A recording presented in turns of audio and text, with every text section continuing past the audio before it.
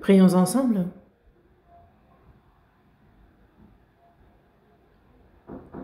Dieu, notre Père, toi qui nous aimes, toi qui es saint et miséricordieux, Dieu, nous étions éloignés de toi et agissions dans le péché. Tu as eu pitié de nous. Tu nous as aimés et le jugement, la malédiction que nous devions recevoir, c'est le Seigneur qui s'en est chargé. Par le précieux sang qu'il a versé, tu as éternellement lavé nos péchés. Tu as brisé l'autorité de la mort. Tu as ressuscité et tu nous as donné ainsi la vie éternelle et l'espérance glorieuse de pouvoir rentrer dans ton royaume. Seigneur, nous te remercions pour cette grande grâce. À cette heure, nous qui avons reçu la rédemption éternelle par le précieux sang versé pour nous, sommes réunis devant toi, Seigneur, pour louer ton amour, ta grande grâce, pour apprendre ta parole. Et nous te remercions de la communion que tu nous permets d'avoir au milieu de ce troupeau saint. Nous croyons en ce que, Seigneur, tu es parmi nous, aujourd'hui encore, et tes regards sur chacun d'entre nous, que ta main puissante et miséricordieuse nous soutienne, accorde à chacun la grâce dont il a besoin. Tes églises dans toute la Corée, dans le monde entier, tous les frères et sœurs qui, malgré les difficultés, prêchent avec assurance ton évangile. Seigneur, que ton esprit puissant, que ton amour les accompagne, et que cette prédication de l'évangile, cette mission que tu leur as confiée, s'accomplisse et que ton œuvre du salut puisse grandement se faire et que tu sois, à travers cela, grandement réjoui et glorifié. À ceux qui sont malades, rétablis-les rapidement, que le reste de leur vie puisse être vécu pour ton évangile, pour ta gloire, qu'ils puissent te servir toujours plus. Accorde-leur cette occasion dans leur vie.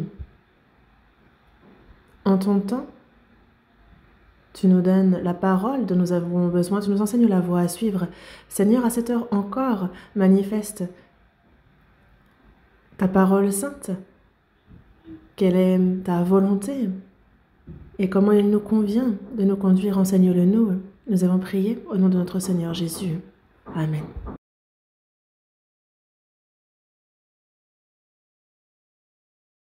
Ouvrons la Bible à l'Évangile selon Jean, chapitre 11.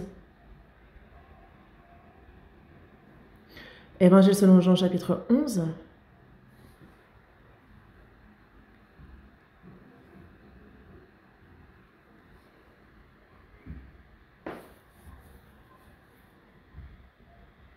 Évangile selon Jean, chapitre 11, versets 25 et 26. Évangile selon Jean, chapitre 11, versets 25 et 26. Jésus lui dit, « Je suis la résurrection et la vie. Celui qui croit en moi vivra quand même il serait mort. Et quiconque vit et croit en moi ne mourra jamais. Crois-tu cela ?» Jusqu'ici, la chorale vient de nous le chanter. Jésus a ressuscité et nous célébrons ce jour aujourd'hui, dimanche de Pâques.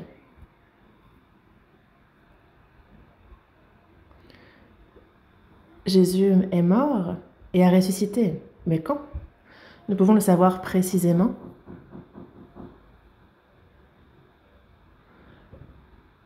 Jésus est mort à la Pâques et donc c'est le 14e jour du premier mois, selon le calendrier juif. Et il a ressuscité le 3e jour.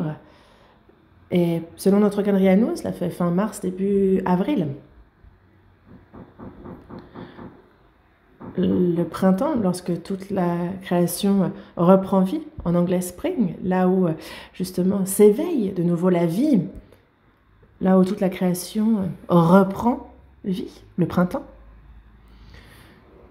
Mais imaginons que les végétaux n'existent pas. Il n'y aurait donc pas d'animaux.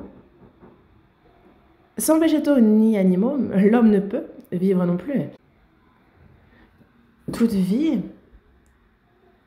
se nourrit des végétaux, pourrait-on dire, en hiver. Ces végétaux qui semblaient morts, c'est au printemps qu'ils germent. grandisse et porte des fruits. Et s'il n'y avait pas ça, comment vivrions-nous?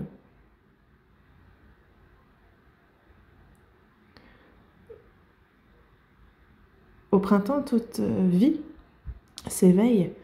Et Jésus, lui, me ressuscita au printemps et brisa l'autorité de la mort. C'est toute la signification de cela. Et c'est pour ça qu'aujourd'hui,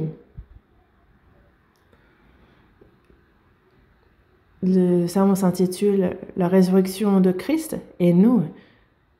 Quel lien entre sa résurrection et nous? Nous connaissons ce lien, mais c'est avec la parole que nous allons y réfléchir aujourd'hui. Jésus, lorsqu'il était sur terre, a à plusieurs reprises donné vie à des morts. Dans Luc, chapitre 8, versets 49 à 55, il y a Jairus, le chef de la synagogue, dont Jésus a redonné vie à la fille. Elle venait de mourir. Jésus, par sa parole, redonne vie à sa jeune fille. Et aussi, dans Luc, chapitre 7, verset 12, on a la résurrection du fils unique de la veuve de Naïm.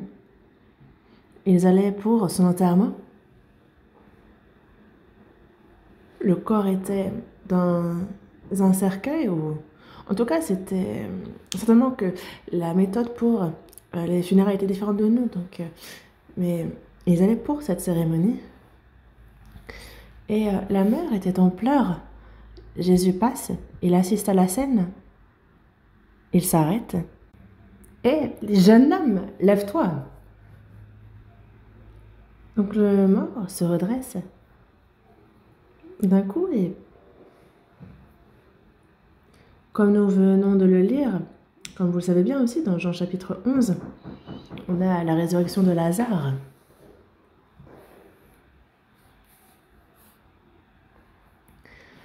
Lazare était ami de Jésus. Il vivait à Béthanie, il avait donc une famille avec trois, Lazare, Marie et Marthe. À chaque fois que Jésus passait à Béthanie, il s'arrêtait dans cette famille et il était reçu très bien parmi ses amis. Et de nombreuses personnes alentour ont donc écouté et il a pu prêcher la parole de Dieu aux alentours. Mais tout d'un coup, Lazare meurt de maladie. Jésus était loin.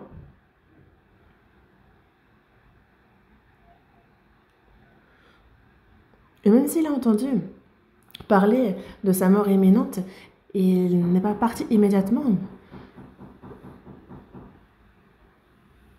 Mais c'est plusieurs jours après qu'il part pour aller à la tombe de Lazare.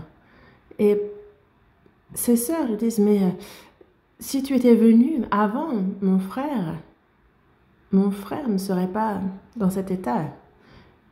Et il parlait avec un air de reproche à Jésus. Et beaucoup de personnes alentour aussi étaient attristées de la mort de Lazare. Et il est donc demandé à Jésus de redonner vie au frère, au fils. Et Jésus dit bien, je suis la résurrection et la vie. Celui qui croit en moi vivra, quand même il serait mort. Et quiconque vit et croit en moi ne mourra jamais. Crois-tu cela? C'est ce qu'il dit. Jésus va jusqu'à la tombe de Lazare et il dit justement ôtez la pierre. Parce que les grottes étaient fermées par des pierres, de grandes pierres que l'on faisait rouler devant l'entrée, qui bloquaient donc l'entrée. C'est ainsi chez les Juifs. Ils creusent de grandes grottes et en commençant par les plus anciens jusqu'aux plus récents, c'est là où ils enterrent les cadavres des membres de la famille. Mais Lazare est donc enterré et il y a Jésus qui se tient devant sa tombe et il dit « ôtez la pierre ». Et ce que Marthe dit « Seigneur, il sent déjà, car il y a 4 jours qu'il est là. Il est là depuis déjà 4 jours, n'ouvrons pas, cela va empester. » Ouvre, je te dis. Ne t'ai-je pas dit que si tu crois, tu verras la gloire de Dieu? Et puisque Jésus insiste, la porte s'ouvre Et certainement, comme Marthe l'avait dit, cela a dû empester. Mais tout d'un coup, Jésus se dirige vers la tombe et il dit « Lazare, sors !» Comme si on réveille quelqu'un qui dort. Et tous ceux aux alentours étaient là « Mais ça fait 4 jours que cet homme est mort. » Mais, dès que Jésus le dit, à l'intérieur, on voit Lazare. Et donc, quand il y a un cadavre, on met des bandages tout autour du corps. Et ce n'est pas dans un cercueil qu'on met le corps. Mais Lazare qui est donc mort, sort avec tous ces bandages, tous ces liens. Et certainement que les hommes ont dû être complètement surpris. Ils ont dit, déliez-le et laissez-le, faites qu'il marche. Lazare est donc revenu à la vie alors que ça faisait 4 jours qu'il était mort. Et c'est l'un des plus grands miracles que Jésus ait accompli. Et c'est pour cela que Lazare, qui était mort mais revenu à la vie, nombreux sont ceux qui sont venus le voir. Et c'est avec puissance que le nom de Jésus s'est donc propagé. Et Jésus,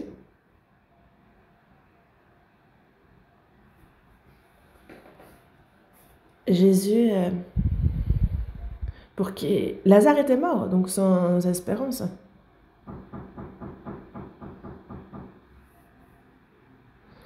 En Corée aussi, on a ces 3 jours, un peu de patience. Ça permet aux proches qui sont loin de venir visiter le corps. Mais c'est surtout que pendant 3 jours, en fait, on patiente au cas où, parce que cela arrive que certaines personnes reviennent à la vie. Il y a une grand-mère que j'ai rencontrée à Mokpo. Elle vivait seule. Elle a une fille qui, elle, s'est mariée et habite loin. Et donc, c'est seule qu'elle mène son petit business dans un petit magasin. Elle est soudainement décédée. Et donc, le voisinage a fait les procédures pour les funérailles. Mais dans la salle où il y avait le cadavre d'entreposé, en fait, il n'y avait pas grand monde pour garder ce corps. Et donc, elle allait être enterrée, mais alors qu'il n'y a personne, il y a des bruits bizarres qui émanent de cette salle. Et donc, les gens trouvent ça étrange. Ils disent, mais qu'est-ce que ces bruits? Alors qu'il n'y a personne dans la salle. Et c'est pour cela que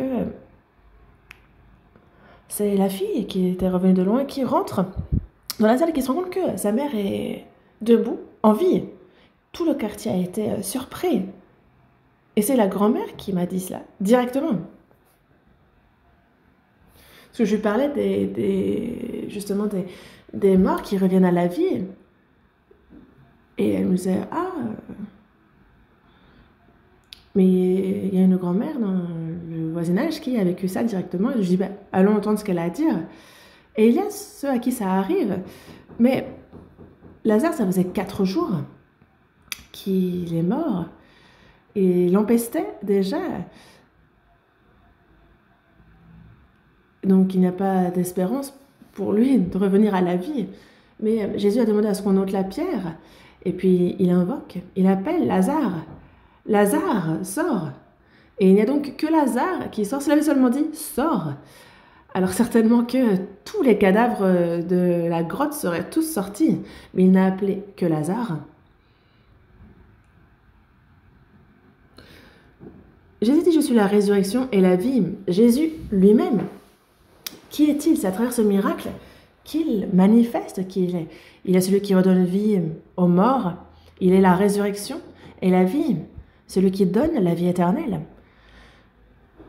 Lazare, mort depuis 4 jours, qui est dans cette tombe, qui empeste, que nous enseigne Lazare, c'est que nous qui étions morts par nos péchés et par nos iniquités, notre âme, ainsi notre esprit, est justement symbolisé par Lazare. Lorsqu'il dit « ôtez la pierre », Jésus est venu pour le salut des âmes, pour donner vie aux morts. Et dans Jean, chapitre 5, verset 21, il dit que « Comme le Père ressuscite les morts et donne la vie, ainsi le Fils donne la vie à qui il veut. » Jésus Pourquoi est-il venu dans ce monde? C'est afin de donner la vie à ceux qui sont morts. Dans le premier épître à Timothée, chapitre 1, verset 15, il est dit que c'est une parole certaine et entièrement digne d'être reçue que Jésus-Christ est venu dans le monde pour sauver les pécheurs, dont je suis le premier. Il est venu pour sauver les pécheurs. Sauver les pécheurs, ceux qui étaient morts par leurs péchés et leurs iniquités. Tout homme naît pécheur, mort spirituellement, et c'est dans cet état qu'il vient dans ce monde. Lazare, qui est mort depuis 4 jours, n'avait plus d'espérance dans ce monde. Et de la même manière, nous-mêmes, notre esprit, notre âme, était morte et sans espérance. Mais Jésus a ce pouvoir, cette capacité de redonner la vie. Dans la première épître de Jean, chapitre 4, verset 9, il est dit, l'amour de Dieu a été manifesté envers nous en ce que Dieu a envoyé son Fils unique dans le monde afin que nous vivions par lui. S'il l'a envoyé, c'est afin que nous vivions par lui. Nous qui étions pourtant morts par nos péchés et par nos iniquités. Et c'est pour ça qu'il faut d'abord que nous revenions à la vie. Dans Jean chapitre 5, verset 25, c'est pour cela qu'il nous est dit que l'heure vient, et elle est déjà venue, où les morts entendront la voix du Fils de Dieu, et ceux qui l'auront entendu vivront. Quand on parle des morts ici, c'est des morts spirituelles. Ceux qui ne sont pas sauvés sont morts spirituellement. Mais Jésus est venu justement pour redonner la vie aux morts. Et dès que l'heure vient, il est déjà venu, où les morts entendront la voix du Fils de Dieu, et ceux qui l'auront entendu vivront. Les morts entendent la voix de Jésus et reprennent vie. Notre âme entend l'évangile de vie, l'entend, il croit, le comprend. Et alors c'est cet esprit, cette âme qui reprend vie. Lazare qui, par la parole de Jésus, revient à la vie aussi, et il nous montre à l'avance ce qu'il accomplira par le salut pour notre âme. Et il parle de sa propre mort et de sa résurrection. Comment faire pour redonner vie à un mort? Parce que le salaire du péché, c'est la mort. Sans payer ce salaire du péché, alors il ne peut pas y avoir de salut. Et donc ce n'est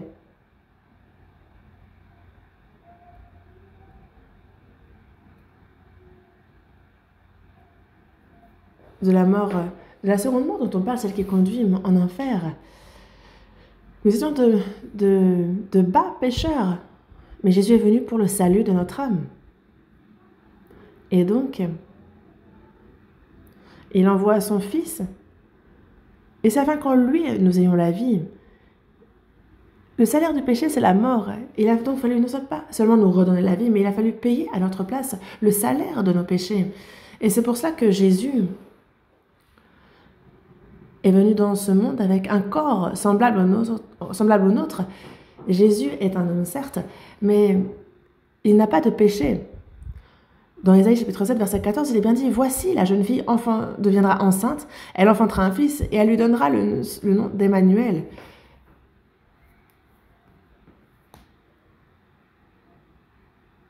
Jésus est un homme, mais c'est un homme sans péché. Et pour qu'il soit sans péché, il a fallu emprunter le ventre d'une veuve, et il l'a emprunté 9 mois, et il y a un ange qui dit à Marie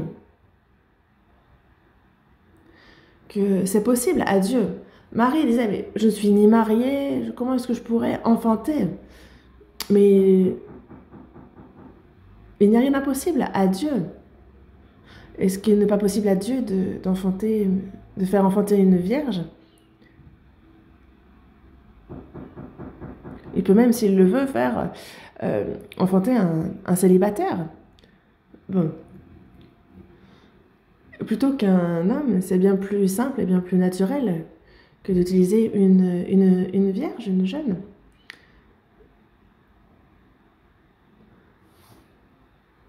Enfin, il y a comme des fois certains coqs, en tout cas, il y avait une espèce dont les coqs pouvaient pondre aussi. Enfin. Et donc, il a emprunté le ventre d'une vierge et Jésus est donc né. Jésus n'est pas descendant d'Adam et il est sans péché. Et c'est seulement quelqu'un sans péché qui peut mourir pour les pécheurs, car tous sont pécheurs et tous ont enfreint la loi de Dieu. Mais Jésus est venu en juste et il n'a jamais péché. et il a observé intégralement, parfaitement toute la loi.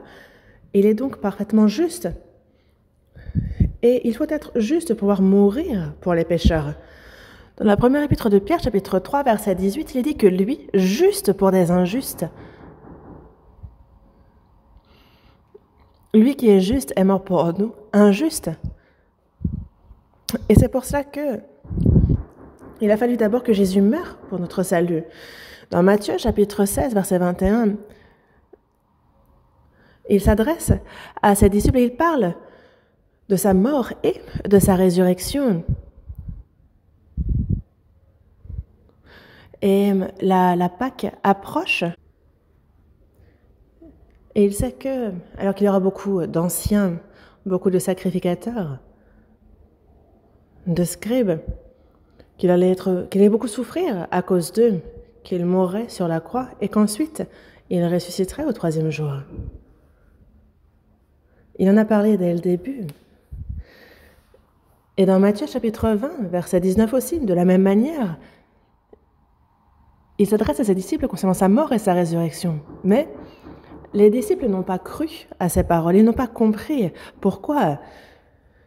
Parce que Jésus redonne vie aux morts, il purifie les lépreux, il ouvre les yeux des aveugles, il calme le vent, il est si puissant. Pourquoi est-ce que Jésus serait-il livré par les religieux juifs et serait-il tué? Les Juifs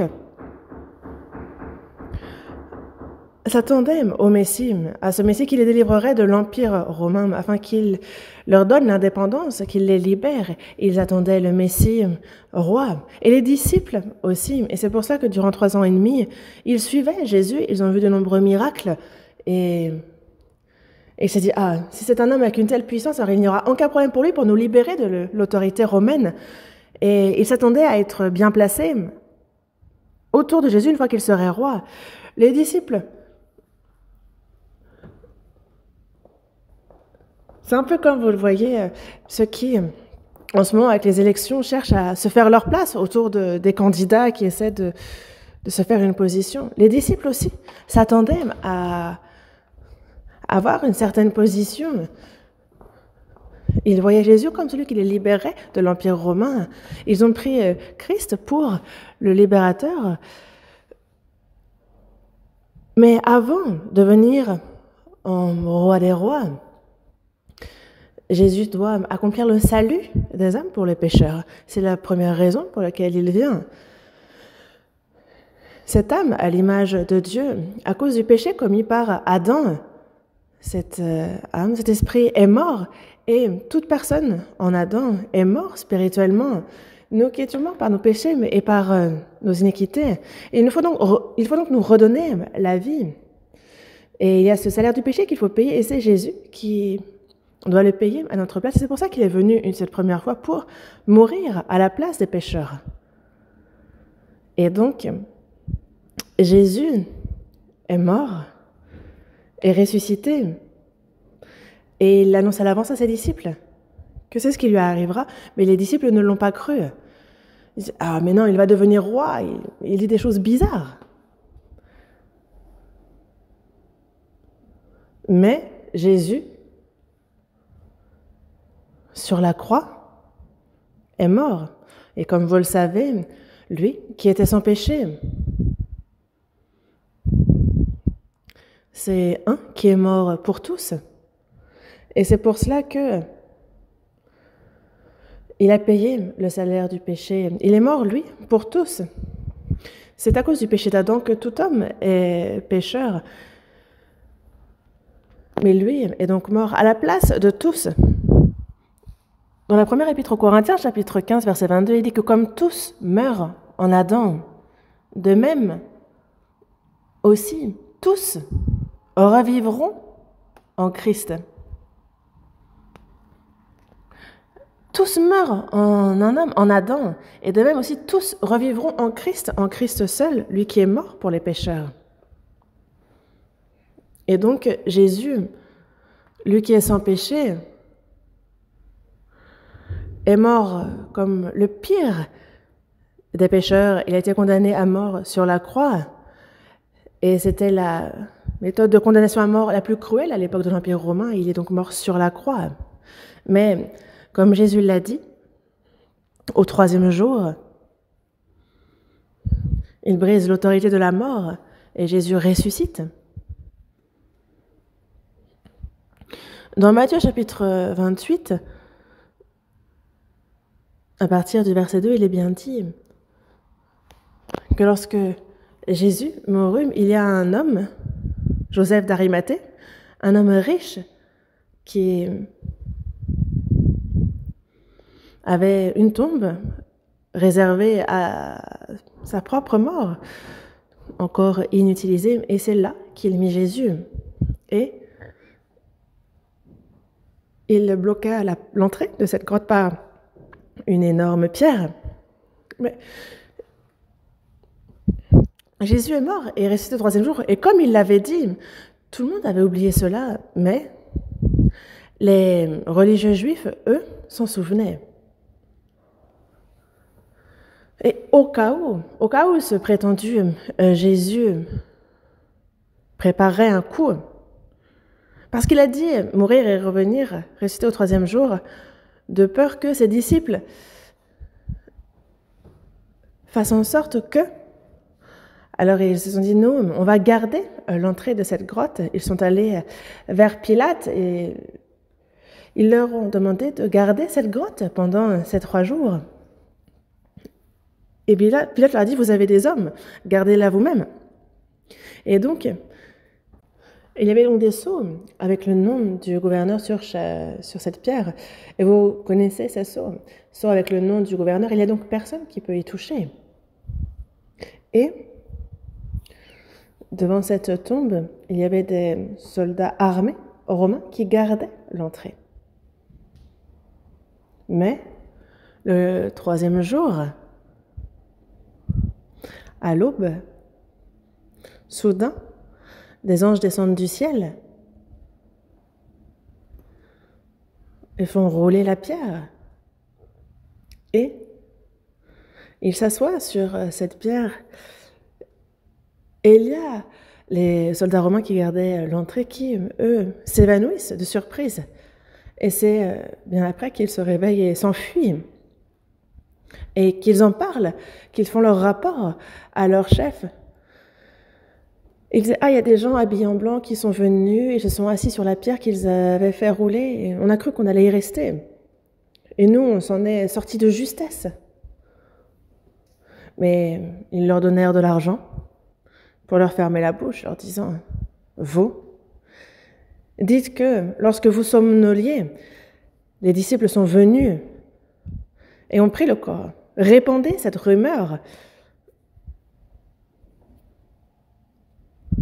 Et vous n'aurez pas de problème. On fera en sorte que vous n'en soyez pas tenus responsables. Alors répandez cette rumeur. Et cette rumeur circule encore maintenant. Les Juifs, vous connaissez le judaïsme, ils croient en Dieu, ils croient à l'Ancien Testament, mais ils ne croient pas en Jésus. Jésus mort sur la croix, ils ne considèrent pas que c'est le Christ. Et c'est pour ça que ceux qui croient en Jésus, les disciples seraient venus prendre le corps. Et c'est donc en ce mensonge-là qu'ils croient encore. Ils considèrent le Nouveau Testament comme une hérésie et ceux qui croient en Jésus comme fanatiques. Et c'est pour cela que les Juifs ont coupé la tête à Jacques, disciple de Jésus. Ils ont lapidé Étienne et ils ont tué de nombreux apôtres, disciples, persécuté de nombreux chrétiens. Et encore maintenant, les Juifs cherchent à tuer ceux qui croient en Jésus. Mais eux ne croient toujours pas en Jésus. Encore maintenant, ils attendent le Christ qui viendra en roi. On se dit, comment est-ce possible ? Mais Jésus mourut sur la croix. Ils considèrent qu'il n'est pourtant pas le Christ. Mais Jésus est revenu à la vie. Et de son vivant, il y avait ceux qui suivaient Jésus. Il y avait les femmes qui le suivaient également, qui ont servi les disciples. Et ils ont vu Jésus mort et ils l'ont vu entrer aussi dans cette grotte. Et la veille de jour saint, il voulait justement, il s'était muni de parfum pour pouvoir embaumer le corps de Jésus. Mais elle repensait à cette pierre qui bloque l'entrée et elle se dit, mais qui pourrait bien nous ouvrir cette porte? Elles y sont allées quand même. Mais arrivée sur place, la pierre est roulée. Il n'y a plus de soldats, la grotte est vide. Elles ont dit, c'est étrange. Et tout d'un coup, il y a un ange qui apparaît et qui leur dit, pourquoi cherchez-vous le vivant parmi les morts? Il n'est plus ici. Il est ressuscité. Et venez, voyez le lieu où il était couché. Elles y sont allées et elles ont vu, justement, les habits de lin pliés. Et se réjouit qu'elles courent vers les disciples pour leur annoncer. Et en route, Jésus, tout d'un coup, apparaît.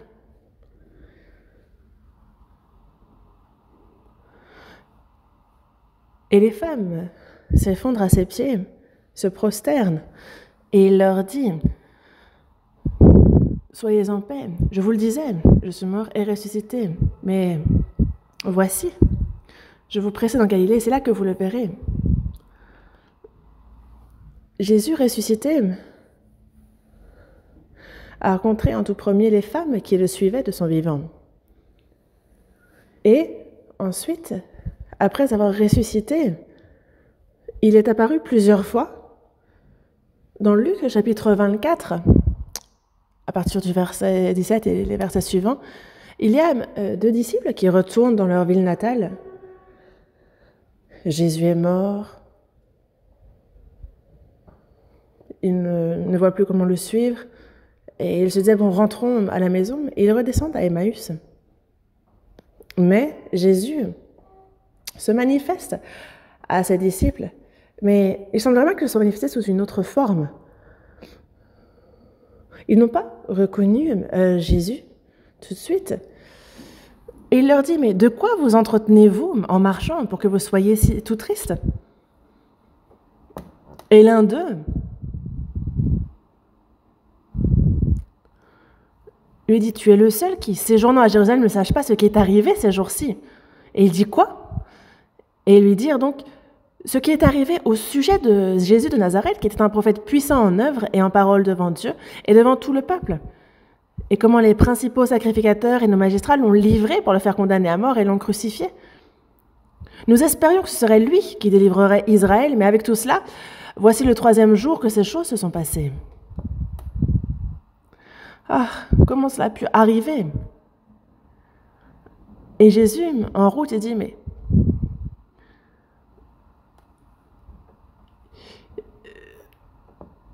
homme sans intelligence et dont le cœur est lent à croire tout ce qu'ont dit les prophètes. Ne fallait-il pas que le Christ souffrit ces choses et qu'il entrât dans sa gloire? Il fallait d'abord que le Christ meure et qu'il revienne à la vie. La Bible le dit. Pourquoi n'y croyez-vous pas?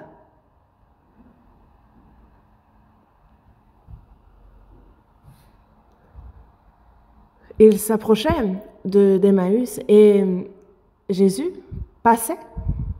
Ils n'ont pas reconnu Jésus, mais ils se sont dit, ah, allons quand même un instant à Emmaüs. Et quand ils ont été près du village, ils l'ont invité à rester avec lui, et le soir approche, donc le jour est sur le déclin, et ils entrent pour rester avec eux. Et pendant qu'ils étaient à table avec eux, il prit le pain, et après avoir rendu grâce, il le rompit et il leur donna. Alors, leurs yeux s'ouvrirent et ils le reconnurent, mais ils disparurent là devant eux. Et je dis, ah, nous avons vu Jésus. Les femmes aussi avaient vu Jésus vers le sépulcre. Pierre, Jean ont entendu ça et ont couru jusqu'au sépulcre. Et ils surent qu'il n'y avait plus de corps, mais ils ne croyaient pas encore à sa résurrection. Et c'est pour cela qu'il y a de nombreuses personnes qui disaient avoir vu Jésus qui disait que son corps n'était plus. Mais tout le monde était là. Est-ce vrai? Il y avait encore mi-doute, mi-certitude concernant Jésus et sa résurrection. Mais dans Jean chapitre 20, verset 19 et les versets qui suivent, le soir de ce jour, qui était le premier de la semaine, il y a les portes du lieu où se trouvaient les disciples qui étaient fermées. Et à cause de la crainte qu'ils avaient des Juifs, ils avaient crainte des Juifs et donc ils fermaient la porte quand ils se retrouvaient, de peur d'être pris, de peur de mourir. Mais Jésus vint, il se présenta au milieu d'eux et il leur dit, parce que Jésus ressuscité n'a plus besoin d'ouvrir les portes. Il n'est plus limité par l'espace-temps, par ce corps. Et il est apparu donc au milieu d'eux, d'un coup leur disant « La paix soit avec vous ». Et dans Luc chapitre 34, on voit bien que les disciples crurent d'abord qu'ils étaient face à un esprit, donc ils étaient épouvantés. Mais Jésus leur dit bien « Un esprit n'a ni chair ni eau comme vous voyez que j'ai ». Et donc, Jésus leur dit de nouveau, il leur montre les trous dans ses mains, dans le flanc, il lui dit, mais voyez-vous, je suis revenu à la vie. Comme le Père m'a envoyé, moi aussi je vous envoie. Après ces paroles, il souffla sur eux et leur dit, recevez le Saint-Esprit. Ceux à qui vous pardonnerez les péchés, ils leur seront pardonnés, et ceux à qui vous les retiendrez, ils leur seront retenus. Jésus est mort, et lui qui était sans péché est mort à notre place pour le péché du monde. Dans Ésaïe, chapitre 55, verset 6, comme il nous le dit là, l'Éternel a fait retomber sur lui l'iniquité de nous tous, lui qui était sans péché. C'est sur lui qu'est retombée l'iniquité de nous tous. Et il est justement l'agneau de Dieu qui ôte le péché du monde. Et c'est pour qu'il se charge du péché du monde qu'il a dû mourir sur la croix, lui, Seigneur. Au troisième jour, il ressuscite et il fait donc croire à ce qu'il a accompli. Et Jésus est mort sur la croix en victime expiatoire en rançon pour le péché du monde entier. Et il dit, comme le Père m'a envoyé, moi aussi, je vous envoie.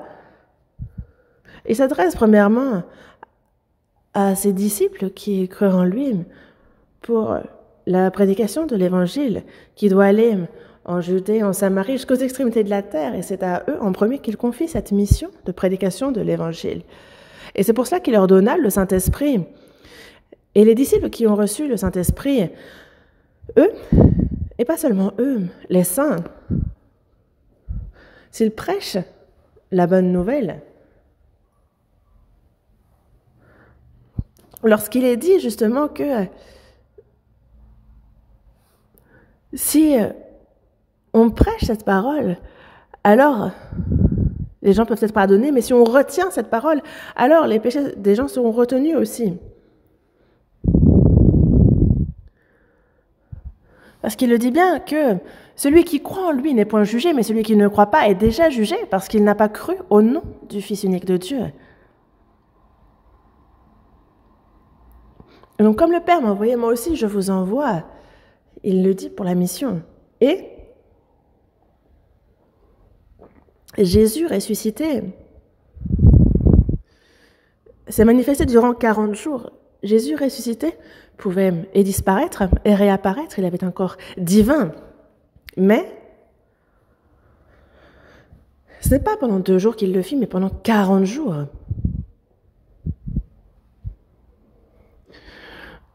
Voyons dans la première épître aux Corinthiens, chapitre 15. Première épître aux Corinthiens, chapitre 15.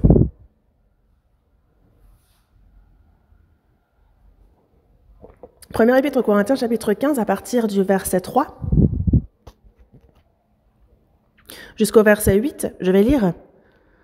Première épître aux Corinthiens, chapitre 15, à partir du verset 3. Je vous ai enseigné avant tout, comme je l'avais aussi reçu, que Christ est mort pour nos péchés, selon les Écritures, qu'il a été enseveli et qu'il est ressuscité le troisième jour, selon les Écritures.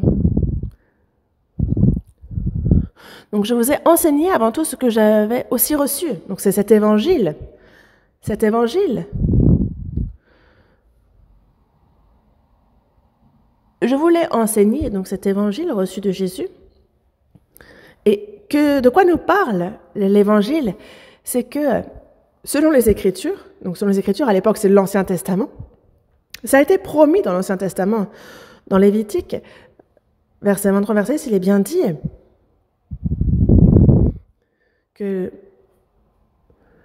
il y a les 7 fêtes observées par le peuple d'Israël, et la première c'est la Pâque.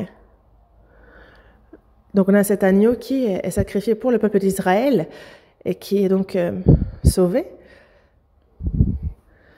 Jésus est mort en agneau pascal pour le péché du monde. Et ensuite on a, 3 jours plus tard, pour sa résurrection, Jésus, il y a la fête des prémices, et donc il est le premier, le prémisse. Et après cette fête, on a justement la Pentecôte, là où le Saint-Esprit descend. Après la résurrection de Jésus, Jésus se manifeste 40 jours. Et 10 jours après qu'il soit monté aux cieux, il y a donc le Saint-Esprit qui descend. Donc 50 jours après, c'est précisément le temps entre les 2 fêtes. Et dans Lévitique, chapitre 23,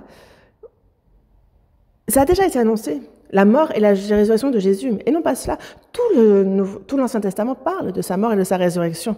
Et c'est donc selon les Écritures, comme cela avait été promis dans la Bible, qu'il a été enseveli et qu'il est ressuscité le 3e jour et qu'il a fait cela pour nos péchés. Christ est mort pour nos péchés, selon les Écritures. Il a été enseveli et toujours selon les Écritures, il est ressuscité le 3e jour, selon les Écritures. Le 3e jour, selon les Écritures. Il est donc mort selon les Écritures, il a été enseveli selon les Écritures, et c'est toujours selon les Écritures qu'il est ressuscité. C'est ça l'Évangile. C'est ça le contenu même de la bonne nouvelle. Jésus est mort pour nos péchés, mais il a payé le prix à notre place, et le 3e jour, il a ressuscité. Et par sa résurrection, nous pouvons donc... Il atteste que oui, Christ est bien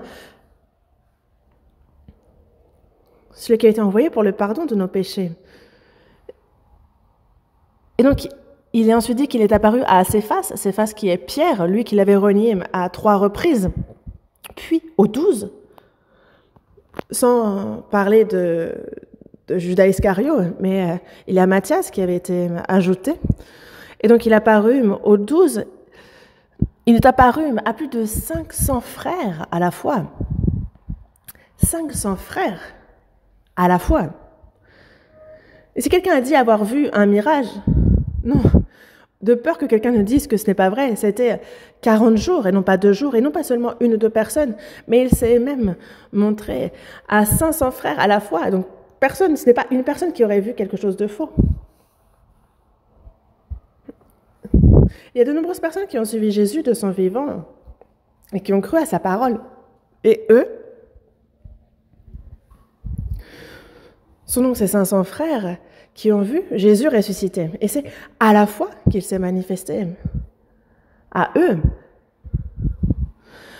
dont la plupart sont encore vivants et dont quelques-uns sont morts. À l'époque où il écrit l'Épître aux Corinthiens, il y avait parmi les 500 qui avaient vu Jésus, ceux qui étaient vivants et ceux qui étaient morts.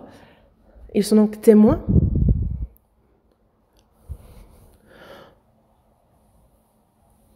Ensuite, il est apparu à Jacques, puis à tous les apôtres. Après eux, tous, il m'est aussi apparu à moi, comme à l'avorton, l'apôtre Paul.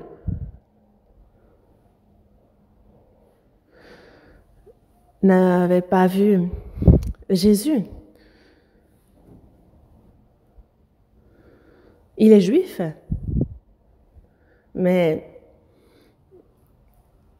Il avait la citoyenneté romaine.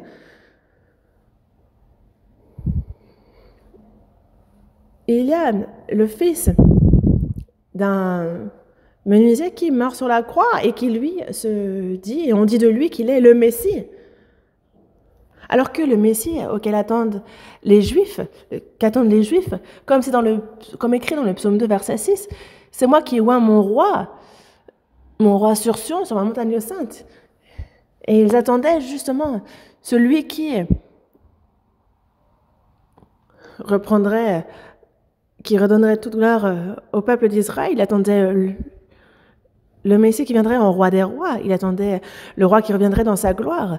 Mais il y a ce fils de charpentier, Jésus, ce jeune dont on dit que c'est Jésus, et c'était inacceptable pour lui. Il a dit, je vais tous les tuer, ceux qui disent de Jésus qu'il est le Messie. Et c'est ce qu'il fit. Et lorsque Étienne fut lapidé, il est celui qui approuva ce meurtre. Et il s'appelait auparavant Saul. Il était de la tribu de Benjamin. Lui, avait pris son nom du premier roi d'Israël, qui était de la tribu de Benjamin, le roi Saül. Et donc, il reçut les droits, le pouvoir pour aller jusqu'à Damas et persécuter ceux qui croyaient en Christ. Et il pensait les attraper, revenir avec eux. Et alors qu'il s'approche de la ville de Damas, alors il y a une lumière plus éclatante qu'aucune autre.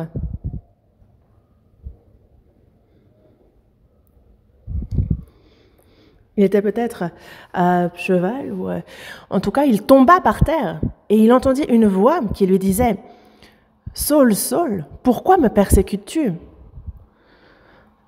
Et il répondit « Mais qui es-tu, Seigneur » Et le Seigneur lui dit « Je suis Jésus que tu persécutes. Il te serait donc dur de regimber contre les aiguillons. Qui es-tu, Seigneur » Mais je suis celui que tu persécutes. Ceux qui étaient avec lui ont vu la lumière, mais n'ont pas entendu la voix. Saul, tout d'un coup, devient aveugle. Il devient tout d'un coup aveugle. Il est donc traîné par les hommes jusqu'à Damas. Et durant 3 jours, il ne mange rien. Et il dit, ce Jésus que je persécute est donc bien le Christ. Et moi, alors, que dois-je faire ? Mais c'est un homme, Anania, à travers que Dieu a envoyé vers lui et qui lui dit « Saul, mon frère, le Seigneur Jésus, qui t'est apparu sur le chemin par lequel tu venais, m'a envoyé pour que tu recouvres la vue et que tu sois rempli du Saint-Esprit. » Et au même instant, il tomba de ses yeux comme des écailles, et il recouvra la vue, et il se leva et fut baptisé. Saul crut à Christ, fut baptisé.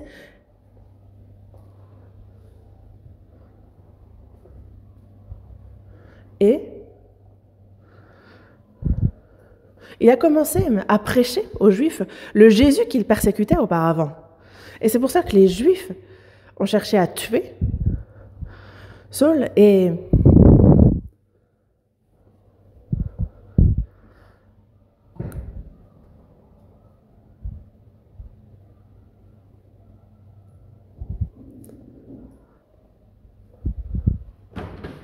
lui, justement, s'en sort de justesse en passant par les remparts.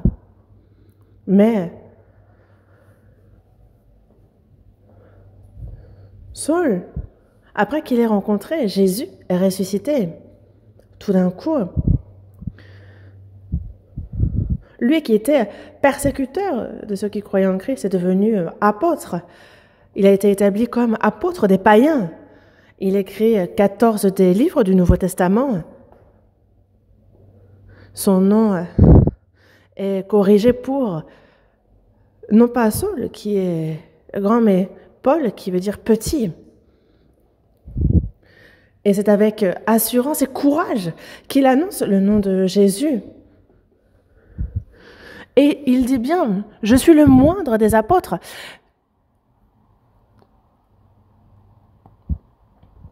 Je ne suis pas digne d'être appelé apôtre parce que j'ai persécuté l'Église de Dieu. Je suis pécheur. Je suis le premier des pécheurs. Moi, je suis le plus petit de tous les disciples. Et il se considérait toujours comme le premier des pécheurs, comme le plus petit d'entre tous, indigne d'être appelé apôtre. Mais c'est lui qui a été établi comme grand apôtre. Et il dit, je suis ce que je suis par la grâce de Dieu. Et on le voit dans les versets suivants. En tout cas, par la résurrection de Jésus.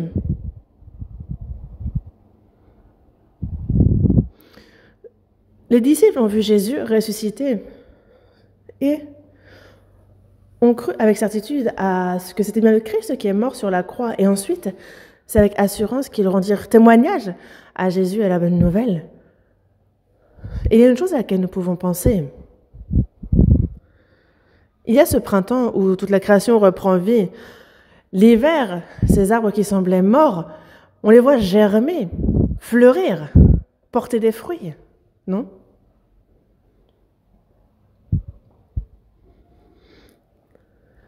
Et on parle de cette reprise de vie dans toute la création. C'est comme une chenille qui va dans sa chrysalide, qui se fixe sur une feuille et qui ressort en papillon. Résurrection, non?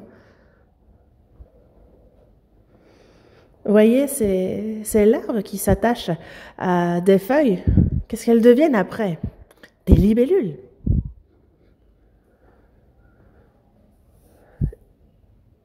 Et on a pourtant cette petite larve insignifiante qui devient une libellule.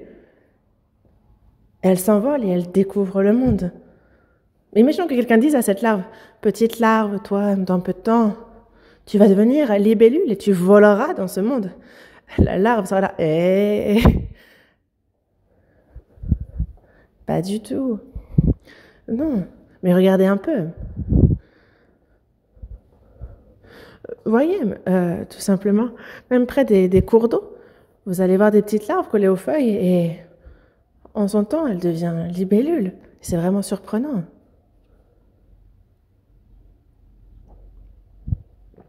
Et c'est de montrer à l'avance Jésus ressuscité, non? Et c'est Dieu qui a fait toutes choses. Et à travers les végétaux, les animaux, les insectes aussi, Dieu nous montre la puissance de la résurrection. Vous ne voyez pas ça? Mais pourquoi dire alors que les morts ne peuvent revenir à la vie? Dans Actes, chapitre 26, verset 8, on a l'apôtre Paul qui prêche Jésus ressuscité. Il y a de nombreux religieux juifs qui le critiquent et cherchent à le tuer. Il y a leur Agrippa devant lequel il comparait, et c'est devant ce roi et devant de nombreux religieux juifs qu'il dit « Quoi? Vous semble-t-il incroyable que Dieu ressuscite les morts? Pourquoi pensez-vous que ce soit incroyable, insensé ?» Et c'est vraiment un passage intéressant quand vous lisez Acte 26. Pourquoi vous semble-t-il incroyable que Dieu ressuscite les morts? Pourquoi? Dieu ne pourrait pas faire ça. Est-ce que Dieu ne pourrait pas ressusciter les morts alors qu'il peut faire même bien plus?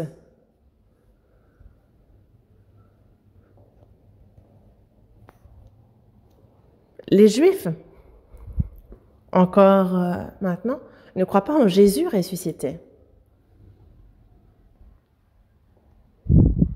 Romains, ouvrons un instant la Bible à Romains chapitre 10. Romains chapitre 10.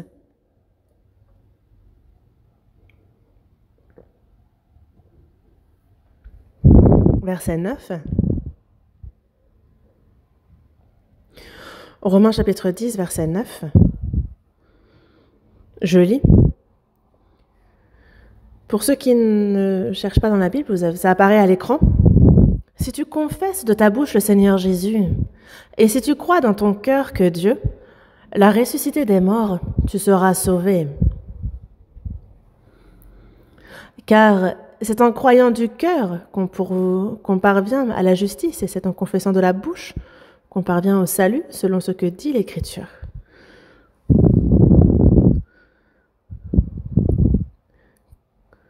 Si on croit dans notre cœur, alors on en vient à le confesser par notre bouche. Ah oui, le Seigneur est mon Seigneur. Et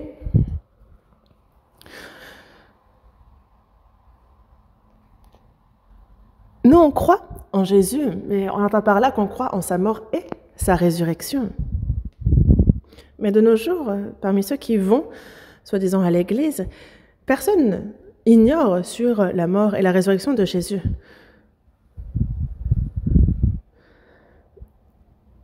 Mais ce qu'il nous faut savoir, c'est le lien entre nous et sa mort et sa résurrection. Jésus est mort et c'est donc ma mort que cela représente. Dans la seconde épître aux Corinthiens, chapitre 5, verset 15, il dit qu'il est mort pour tous, afin que ceux qui vivent ne vivent plus pour eux, mais pour celui qui est mort est ressuscité pour eux. Donc il est mort pour tous. Et donc sa mort, c'est donc ma mort. Moi, pécheur, je devais mourir, mais il est mort à ma place. Et donc sa mort est ma mort. La résurrection de Jésus, c'est ma résurrection. Par la foi, nous sommes devenus un avec le Seigneur. Et donc, croire en Jésus, c'est croire en sa mort sur la croix, qu'il a ainsi accompli la rédemption pour mes péchés, et qu'il est revenu à la vie. Croire en cela, c'est croire en ce qu'il me donne la vie éternelle et sa mort et sa résurrection. C'est donc la rédemption et la régénération. Il est mort à ma place pour mes péchés. Il a versé son sang pour éternellement laver nos péchés. Et par sa résurrection, il a brisé l'autorité de la mort et il m'a donné la vie éternelle. Et c'est pour cela que dans Romains, chapitre 4, verset 25, il dit qu'il a été livré pour nos offenses et il est ressuscité pour notre justification. Oui, la mort de Jésus, c'est pour le pardon de mes péchés. Et sa résurrection, c'est pour ma justification. Jésus est mort sur la croix pour mes péchés, mais Jésus a ressuscité pour ma justification. Et donc, Jésus est juste et il aime intégralement observer la loi. Et c'est cette justice-là qu'il me donne. Et donc, voyons dans la première épître de Pierre, chapitre 1, verset 3.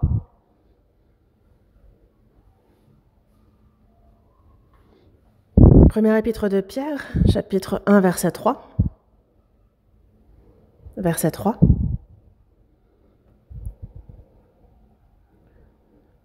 On lit ensemble. « Béni soit Dieu, le Père de notre Seigneur Jésus-Christ, qui, selon sa grande miséricorde, nous a régénérés pour une espérance vivante, par la résurrection de Jésus-Christ d'entre les morts. »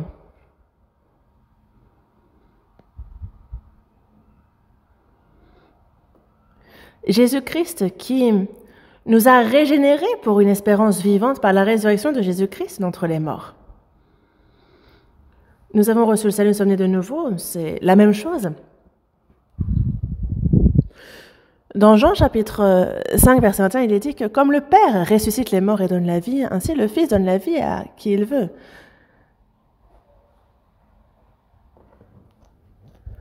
Lorsque Jésus a été baptisé, il est entré dans l'eau, l'eau représentant le jugement.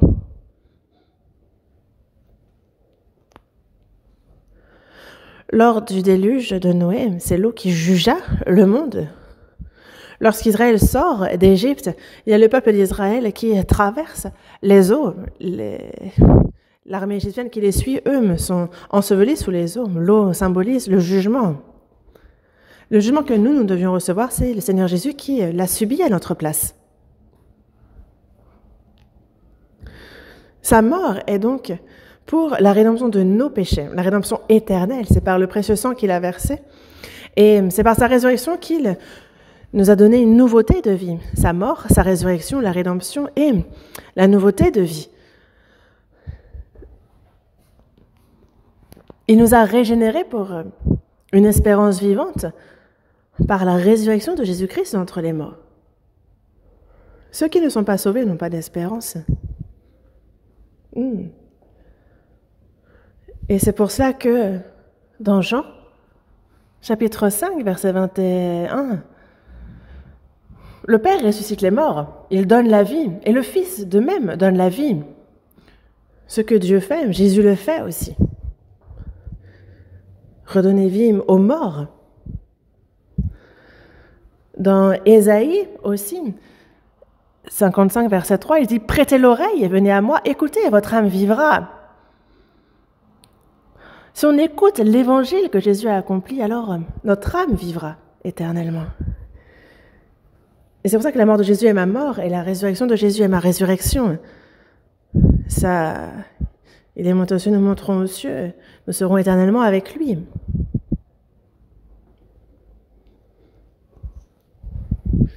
Quand nous recevons le salut, c'est mon âme qui ressuscite. Dans Éphésiens, chapitre 2, verset 1, il dit « Vous étiez morts par vos offenses et par vos péchés. » On était donc morts. Vous le connaissez, ce verset. On était donc morts par nos péchés, par nos offenses, mais on est revenu à la vie. On était morts, désormais on est vivant. Lazare, dès qu'il a entendu la voix de Jésus, il s'est relevé d'un coup. Il est revenu à la vie. Donc, quand on reçoit le salut, la première des choses, c'est que notre âme, notre esprit reprend vie. Au Romains chapitre 6, cherchons également ce passage, Romains chapitre 6. Romains chapitre 6, verset 8.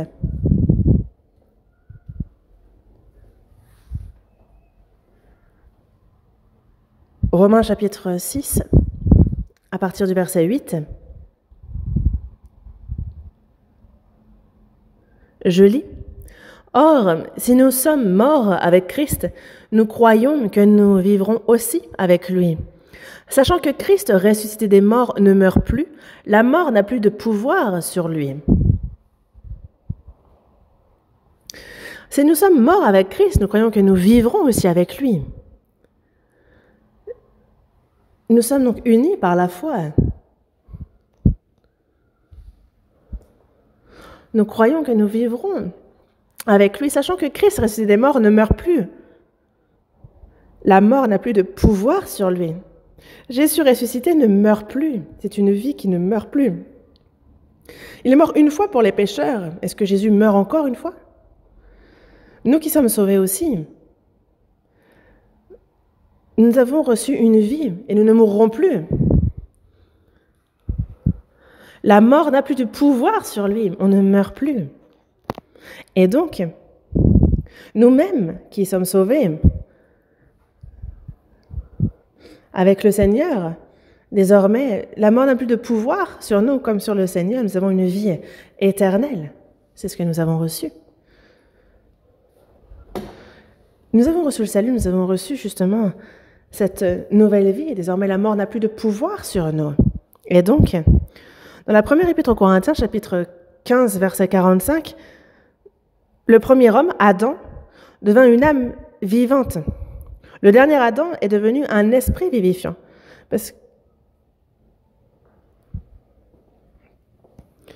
Et puisqu'il était mort à cause du péché, on a Jésus qui nous a redonné vie.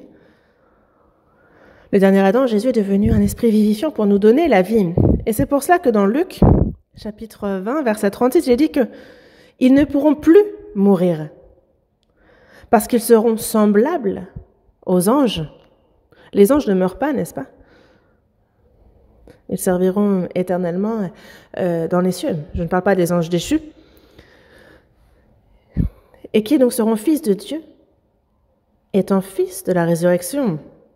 Ils ne mourront plus, c'est une vie qui ne meurt plus. Notre âme qui a reçu le salut ne meurt plus. Et c'est pour cela que il dit « Je suis la résurrection et la vie. Celui qui croit en moi vivra quand même, il serait mort. » Et donc, les sauvés, même s'ils meurent, ils vivent. Ceux qui ne sont pas sauvés vivent et pourtant ils sont morts. Est-ce qu'ils sont vivants? Non. Ils marchent vers la mort éternelle. Et c'est pour cela que dans Ésaïe chapitre 25, verset 8, il anéantit la mort pour toujours. C'est ce que Dieu fait, il anéantit la mort pour toujours. Dans la seconde épître à Timothée, chapitre 1, verset 10, il le dit aussi. Donc, il a été manifesté maintenant par l'apparition de notre Seigneur Jésus-Christ, qui a détruit la mort et l'a mis en évidence, la vie et l'immortalité par l'Évangile. Il a brisé le péché par sa mort et par sa résurrection, il a brisé l'autorité de la mort. Et donc,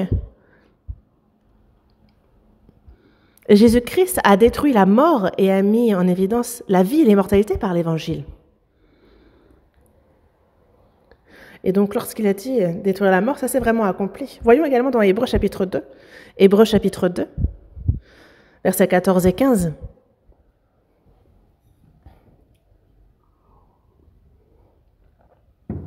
Hébreux chapitre 2, versets 14 et 15. Ainsi donc, puisque les enfants participent au sang et à la chair, il y a également participé lui-même afin que, par la mort, il anéantisse celui qui a la puissance de la mort, c'est-à-dire le diable, et qu'il délivra tous ceux qui, par crainte de la mort, étaient toute leur vie retenus dans la servitude. Jésus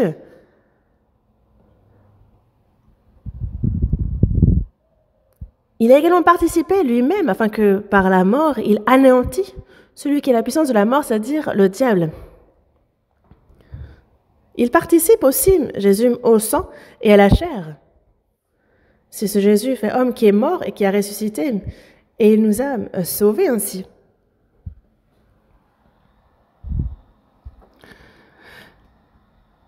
Et c'est afin que par la mort, il anéantit celui qui a la puissance de la mort, c'est-à-dire le diable. Par sa mort, il a ainsi pardonné nos péchés, et par sa résurrection, il a brisé l'autorité de la mort, il a brisé le pouvoir de la mort, c'est-à-dire le diable. Il a anéanti cela. Et il délivre tous ceux qui, par la crainte de la mort, étaient toute leur vie retenus dans la servitude. Qu'est-ce qu'on pourrait faire? Asservir à la mort? On va faire, justement, on est sous le règne du diable. Et si on a peur de mourir, alors on vit lâchement. Les hommes craignent la mort, n'est-ce pas? Ils en ont peur. Dès qu'ils ont un peu mal, ils sont oh, je vais mourir. Quand ils ont faim, qu'est-ce qu'ils disent? Je meurs de faim. Et quand ils ont trop mangé, ils disent oh, j'ai trop mangé. Et quand ils apprécient, ils disent oh, je meurs d'envie de, je meurs de plaisir. Dans tous les cas, quoi qu'il leur arrive, ils meurent. Oui, certes, on meurt, mais tous craignent, ont peur de cette mort. Mais justement, si on a peur de cette mort, on vit lâchement, on sert le diable. Et c'est donc de cette crainte qu'il les a délivrés. Tous ceux qui, par la crainte de la mort, étaient toute leur vie retenus dans la servitude. Une fois sauvés, on n'a plus peur de la mort, n'est-ce pas? Avez-vous reçu le salut? Vous avez reçu le pardon éternel, la vie éternelle? Vous avez peur de mourir? Vraiment? À l'intérieur, vous dites « j'ai peur ».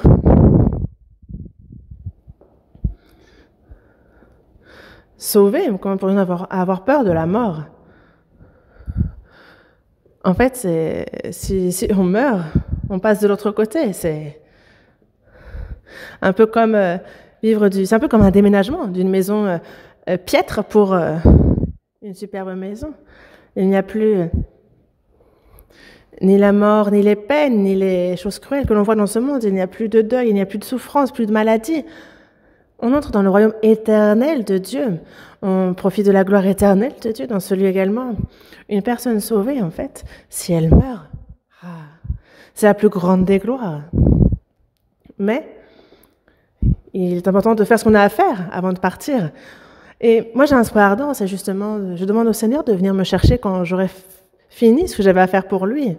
Parce que si, une fois fini l'œuvre qu'il a pour nous sur terre, alors il n'y a plus de raison de rester ici. Est-ce que vous attendez encore quelque chose de ce monde? Moi, rien. Quand je vois vers où va ce monde, vraiment, c'est terrible. Il y a le mal, il y a le mensonge. C'est vraiment un monde qui danse pour le diable. Vous voulez vivre dans ce monde, vous? Essayez, vous verrez, ce n'est que peine et misère. Mais peine et misère pour qui? Nous. Pour qui sont nos efforts? Une fois cette peine terminée sur cette terre, on n'a plus de raison d'y rester quand on a fait l'œuvre. Vous voyez l'apôtre Paul qu'il a dit à plusieurs reprises qu'il était empressé de retourner vers le Seigneur. Et moi, j'ai la même pensée. Aller au plus vite vers le Seigneur. Dès que j'aurai terminé ce qu'il a prévu pour moi ici, je lui demande, viens me chercher vraiment.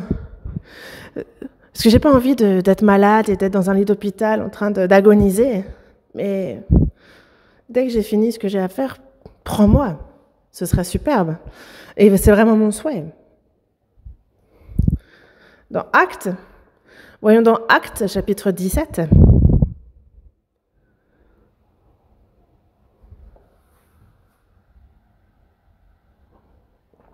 Actes chapitre 17, verset 31.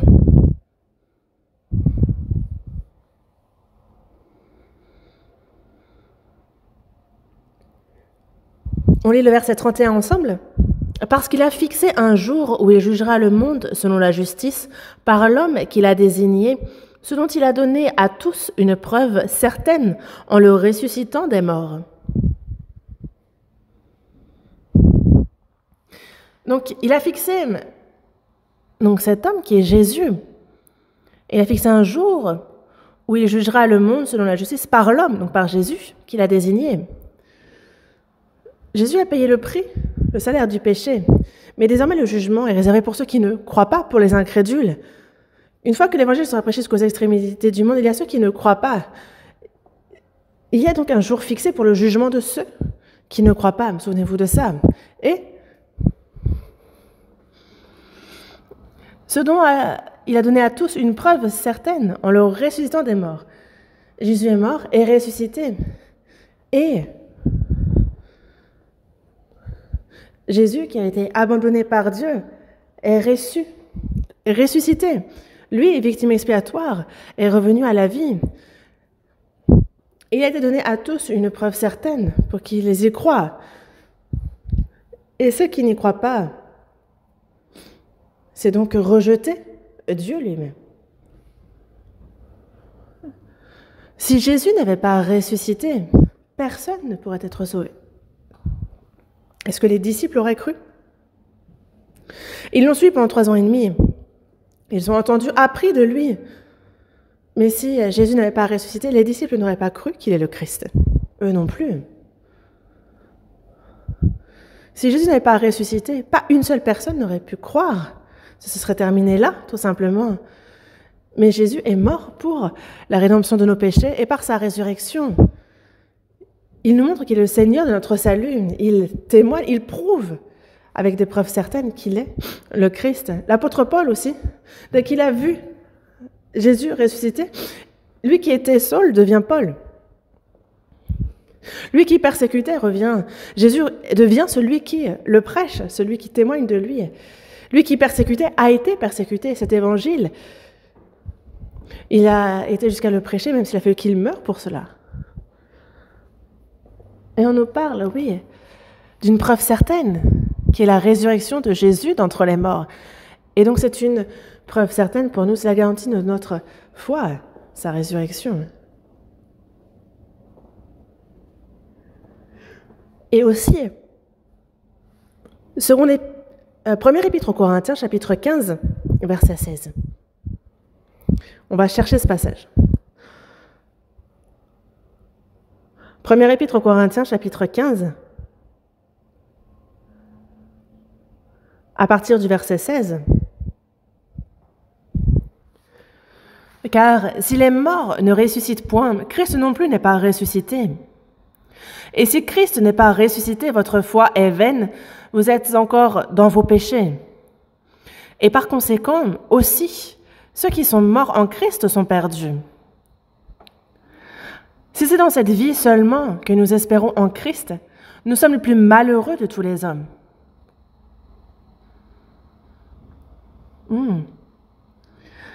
Si le Seigneur n'est pas ressuscité, alors nous non plus, nous ne ressuscitons pas.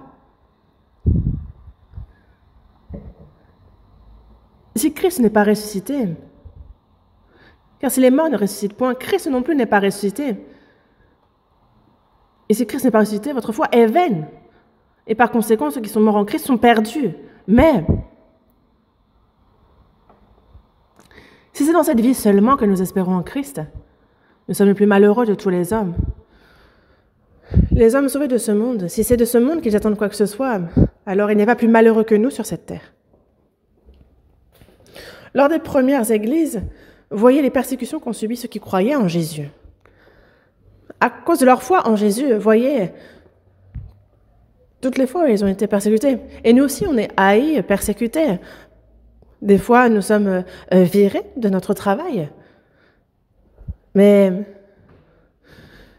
si cette vie sur terre était la seule qui compte, alors nous sommes les plus malheureux de tous les hommes. Mais ce n'est pas le cas.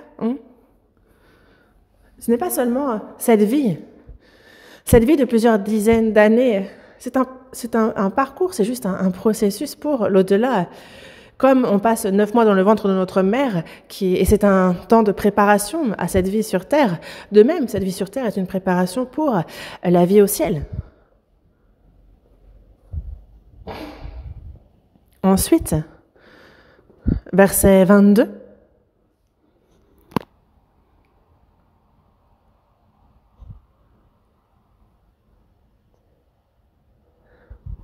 Et comme tous meurent en Adam, de même aussi tous revivront en Christ. Et comme tous meurent en Adam, de même aussi tous revivront en Christ. Et aussi, verset 20, lisons ensemble. Mais maintenant, Christ est ressuscité des morts, il est les prémices de ceux qui sont morts.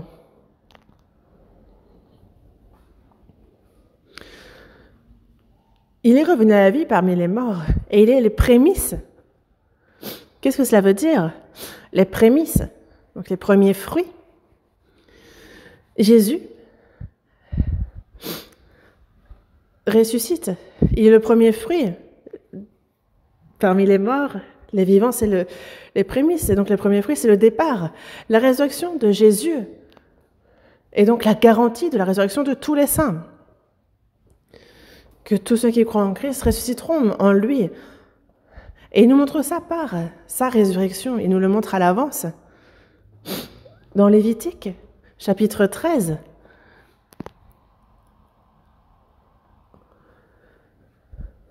chapitre 23, on nous parle justement de cette fête aussi des prémices où on offre donc les premiers fruits, les premières récoltes. Jésus est le prémisse. Et c'est donc le départ avant que de nombreux fruits soient récoltés aussi. La résurrection de Jésus-Christ est justement la garantie même de la résurrection des saints, des sauvés, et que nous-mêmes, en lui, nous ressusciterons. C'est ce qu'il nous montre à l'avance. Quand on regarde dans Romains, chapitre 8, au verset 11, il est dit que si l'esprit de celui qui a ressuscité Jésus d'entre les morts habite en vous, celui qui a ressuscité Christ d'entre les morts rendra aussi la vie à vos corps mortels par son esprit qui habite en vous. Les personnes sauvées ont cet esprit de Christ en eux, cet esprit qui redonne la vie est en nous, et si cet esprit est en nous, donc celui qui a ressuscité Christ d'entre les morts rendra aussi la vie à vos corps mortels par son esprit qui habite en vous. Nous, justement, on a cet esprit de la résurrection et donc ce corps ressuscitera aussi. Et on ressuscitera quel que soit le moment où on meurt. C'est pour cela que dans la première épître aux Thessaloniciens, chapitre 4, il est dit que le Seigneur lui-même a un signal donné, à la voix d'un archange et au son de la trompette de Dieu, il descendra du ciel et les morts en Christ ressusciteront premièrement. Ensuite, nous les vivants qui serons restés, nous serons tous ensemble enlevés avec eux sur des nuées à la rencontre du Seigneur dans les airs et ainsi nous serons toujours avec le Seigneur. Lorsque le Seigneur ressuscite, tous ceux qui ont été sauvés et qui sont morts, premièrement, ressusciteront pour un corps qui ne se peut détruire et les saints qui sont vivants à ce moment-là seront transformés divinement et iront vers le Seigneur. Et c'est pour cela que, dans la première épître aux Corinthiens, chapitre 15, dans chapitre 15, verset 52, on nous parle justement de la dernière trompette, la trompette qui va sonner, et les morts qui ressusciteront incorruptibles. Ce corps, justement, sera transformé pour un corps incorruptible. Et on a la dernière trompette, justement, nous irons dans les cieux, et on verra le Seigneur sur les nuées, glorieux. Et quand il revient, lui qui revient, nous accueillerons justement le Seigneur aussi. À la trompette, il y a d'abord les morts qui reviennent à la vie et ceux qui sont vivants, en un clin d'œil. En un clin d'œil, ils seront élevés. C'est comme une chenille qui rentre dans sa chrysalide et qui en ressort comme un papillon. En un clin d'œil, on sera transformé. Et nous irons vers le Seigneur. Et dans Ésaïe, j'ai pas trop le temps, donc on va pas chercher les passages, mais dans Ésaïe, chapitre 26, verset 19, il est dit que tes morts revivent, que mes cadavres se relèvent. 700 ans avant que Jésus ne vienne, déjà, il est dit que tes morts revivent. Que mes cadavres se relèvent. Et dans Jean, chapitre 5, versets 38 et 39, il est dit que l'heure vient où tous ceux qui sont dans les sépulcres entendront sa voix et en sortiront. Ceux qui auront fait le bien ressusciteront pour la vie. On parle ici des sauvés. Après le salut, on fait le bien. C'est pas parce qu'on fait le bien qu'on est sauvé, mais c'est parce qu'on est sauvé qu'on fait le bien. Pourquoi ? Parce qu'on est enfant de Dieu, on a l'espérance. Il y a ce monde qui trompe encore et encore, qui, par tous les moyens, cherche à tromper, à tuer un tel et un tel. Mais ça, c'est ce que font ceux qui n'ont pas d'espérance, ceux qui n'ont pas l'espérance éternelle. Mais nous vivons droitement, nous qui sommes enfants de Dieu. Ceux qui sont dans les sépulcres entendront cette voix. Et ils sortiront. Et il y a ceux qui se relèveront, ces injustes, pour la punition, pour le jugement, pour terminer éternellement en enfer. Parce que ce n'est pas seulement l'âme, l'esprit qui va en enfer. Comme c'est écrit dans Matthieu chapitre 10, il y a celui qui fait périr l'âme et le corps dans la géhenne. Donc il y a aussi le corps qui verra ce corps qui lui non plus ne sera plus détruit et qui terminera éternellement en enfer et qui souffrira pour l'éternité. Et dans Daniel, chapitre 12, verset 2, il y a plusieurs de ceux qui dorment dans la poussière de la terre, et ils se réveilleront les uns pour la vie éternelle et les autres pour l'opprobre, pour la honte éternelle. Ceux qui vont justement rester pour le jugement, pour la mort, pour l'opprobre, pour la honte éternelle. Parce que ceux qui ne sont pas sauvés, ce n'est pas seulement dans ce monde et la mort. On aimerait que la mort soit la fin. Mais Jésus, lorsqu'il parle de Judas Iscariote, il dit bien, le Fils de l'homme s'en va, selon ce qui est écrit de lui, mais malheur à l'homme par qui le Fils de l'homme est livré. Mieux vaudrait pour cet homme qu'il ne fût pas né. Parce que si on ne naît pas, on ne va pas en enfer. Mais parce qu'il est né, homme, sauvé ou pas sauvé. Si on n'est pas sauvé, on va éternellement en enfer. Mais il ne faut pas prendre ça à la légère.